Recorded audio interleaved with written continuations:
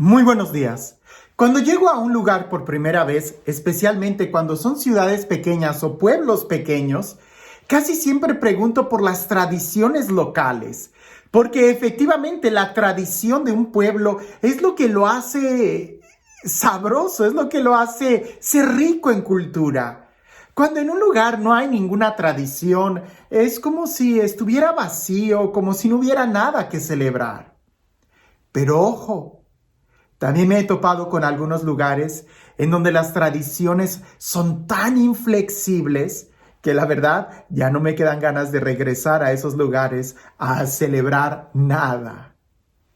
Hoy en el Evangelio vemos precisamente una situación parecida, donde hay tradiciones y hay que entender el sentido de las tradiciones porque nos enriquecen. Pero cuando la tradición se vuelve rígida, ley y pierde de vista el enfoque, entonces habría que evaluarla si en verdad nos conviene tenerla o ya es tiempo de reemplazarla por algo mejor.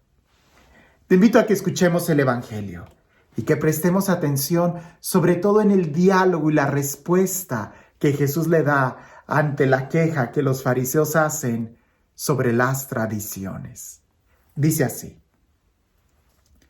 En aquel tiempo se acercaron a Jesús los fariseos y algunos escribas venidos de Jerusalén. Viendo que algunos de los discípulos de Jesús comían con las manos impuras, es decir, sin habérselas lavado, los fariseos y los escribas le preguntaron: ¿por qué tus discípulos comen con las manos impuras y no siguen la tradición de nuestros mayores? Los fariseos y los judíos en general no comen sin haberse lavado las manos hasta el codo, siguiendo la tradición de sus mayores. Al volver del mercado, no comen sin hacer primero las abluciones y observan muchas otras cosas por tradición, como purificar los vasos, las jarras y las ollas. Jesús les contestó: ¡Qué bien profetizó Isaías sobre ustedes, hipócritas! Cuando escribió: Este pueblo me honra con los labios, pero su corazón está lejos de mí. Es inútil el culto que me rinden, porque enseñan doctrinas que no son preceptos, que no son sino preceptos humanos. Ustedes dejan a un lado el mandamiento de Dios para aferrarse a las tradiciones de los hombres. Después añadió: de veras son ustedes muy hábiles para violar el mandamiento de Dios y conservar su tradición. Porque Moisés dijo: honra a tu padre y a tu madre. El que maldiga a su padre o a su madre morirá. Pero ustedes dicen: si alguno dice a su padre o a su madre, todo aquello con que yo te podría ayudar es corbán, es decir, ofrenda para el templo, ya no pueden hacer nada por su padre o por su madre. Así anulan la palabra de Dios con esa tradición que se han transmitido y hacen muchas cosas semejantes a esta. Fíjate qué interesante, porque si prestamos atención y volvemos a leerlo detalladamente, Jesús no está en contra de las tradiciones. Está en contra de que las tradiciones quiten el lugar que le corresponde a la palabra de Dios. Y por supuesto, veamos un poco sobre las tradiciones. Todos nosotros el día de hoy tenemos muchísimas tradiciones. En aquel entonces había también muchas tradiciones, como lavarse las manos, cepillarse los dientes, utilizar ropa limpia, celebrar los cumpleaños. ¿Te das cuenta? Esas tradiciones son buenas. ¿O qué? ¿Acaso va a haber alguien que se atreva a decir que no es bueno limpiarse las manos? ¿Que no es bueno lavarse con cuidado las manos? Y el día de hoy hasta diríamos: y desinféctala. El problema no son las tradiciones. El problema es cuando, por andar teniendo tradiciones, no somos capaces de observar la ley. Y aquí el problema no eran los discípulos, sino los fariseos, quienes por andar observando a los demás no vivían la ley. ¿Cuál ley? La ley del respeto, la ley del amor, la ley de la caridad, la ley de Dios. Porque bien lo dice, misericordia quiero y no sacrificios. A veces nosotros, por andar muy legalistas, hacemos a un lado la ley para poner nuestras tradiciones, nuestras ideas. Es importante que nosotros veamos, bueno, ¿cuáles son nuestras tradiciones? ¿Y si nos están acercando a Dios? Porque la idea de la tradición es precisamente cuidar algo. La tradición de lavarse las manos es precisamente cuidar nuestra salud.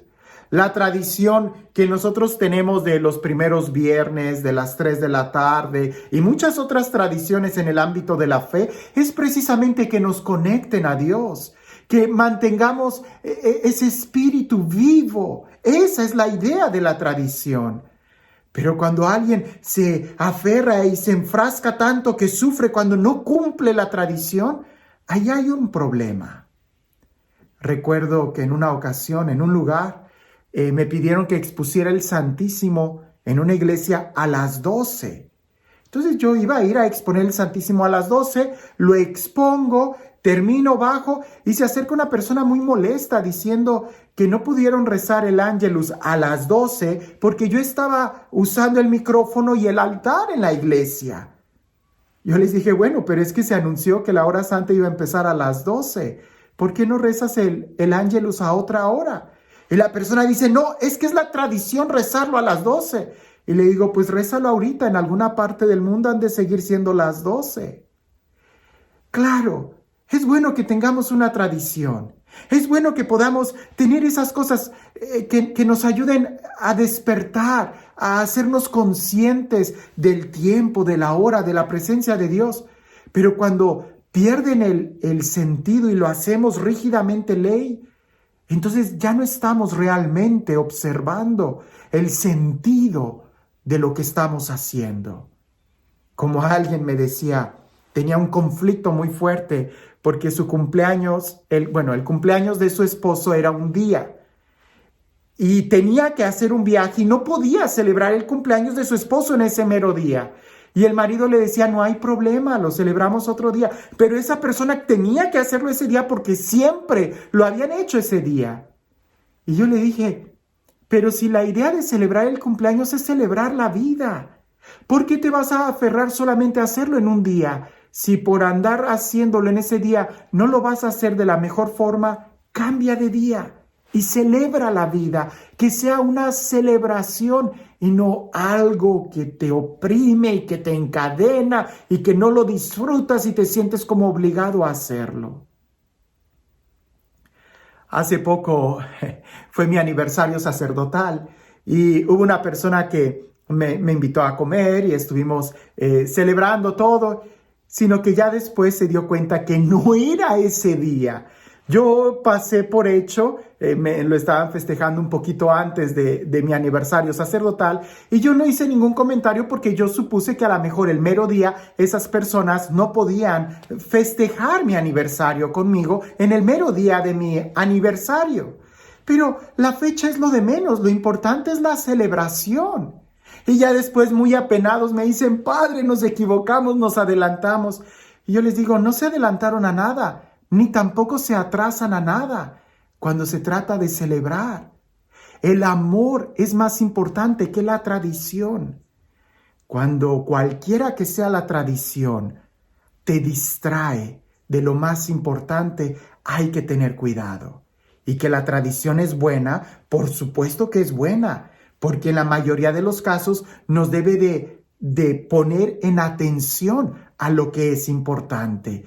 La tradición de celebrar el cumpleaños nos atrae a la memoria el poder celebrar la vida de alguien y eso es muy bueno mientras estemos celebrando la vida y no que se convierta en una carga el tener que hacerlo en ese preciso día en donde tengo tantas preocupaciones y ocupaciones.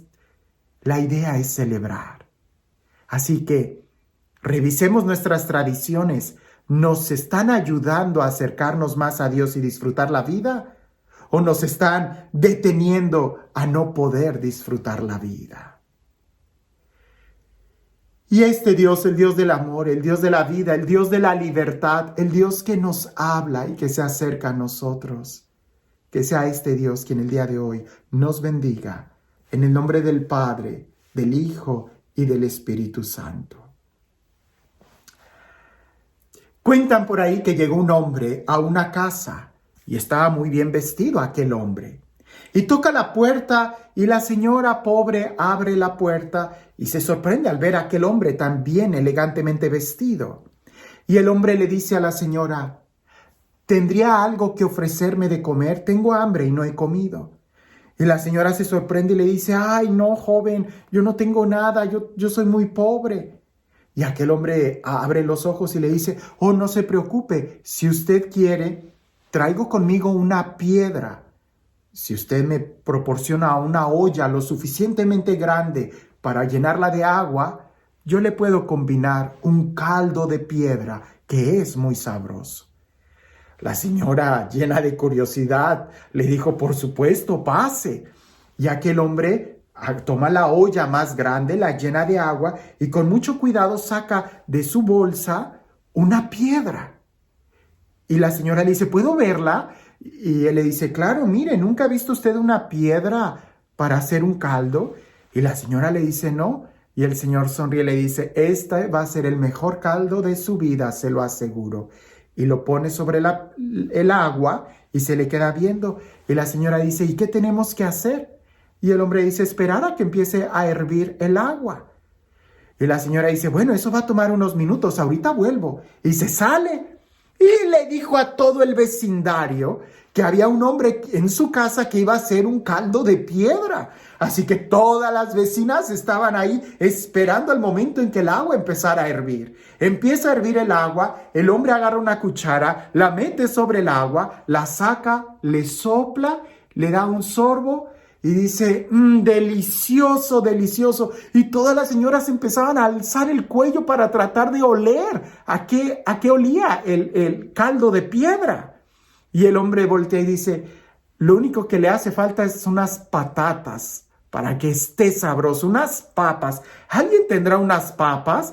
Y una señora de la esquina dice: yo tengo en mi casa, y se va corriendo, regresa, el hombre pica las papas, las mete, vuelve a probar y dice: necesita un toque de carne. ¿Alguien tendrá algunos pedazos de carne para hacer un consomé con carne en el caldo de la piedra? Y una señora dice: yo tengo, y se va. Regresa, el señor la vuelve a probar, dice: necesita unas verduras, necesita cebolla, necesita ajo, necesita comino, pimienta, algo. Y al final le dice: un poco de sal, y la señora le ofrece sal, lo menea todo, aquel hombre lo prueba y dice: exquisito.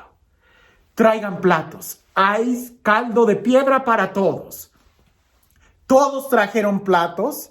Aquel hombre empezó a repartir el caldo, aquellos estuvieron probándolo, saboreándolo, riendo, disfrutando, tenían una fiesta, aquello era hermoso, delicioso, una experiencia inolvidable. Aquel hombre agarra la piedra, se dispone a ir y la señora le dice: oiga, discúlpeme, ¿me podría decir en dónde puedo conseguir una piedra para yo también hacer caldo? Aquel hombre sonríe y le dice: si usted quiere, le puedo dar la piedra con una condición. Y la señora dice: sí, ¿cuál? Que cuando usted cocine caldo, invite a toda esta gente. Y todos empezaron a aplaudir y dijeron: sí, sí, sí, sí. Y el hombre se las dio y se fue. La tradición es como la piedra. Cuando le damos sentido, lo disfrutamos. Pero si te enfocas solamente en la piedra, en la tradición, y la haces ley, te vas a ver lo más insípido que existe en el mundo. Así que el caldo de tu vida, ¿con cuántas tradiciones sabrosas tiene? Porque la tradición es lo que hace rico un pueblo. Pero cuidado, cuando la tradición pasa a tomar el lugar de la ley, pierde todo el sentido. La ley es el amor. Y la ley, el amor, no lo podemos encasillar. Tiene que ser algo espontáneo, como los ingredientes que se van uniendo a ese caldo de piedra. Que tengas un excelente día.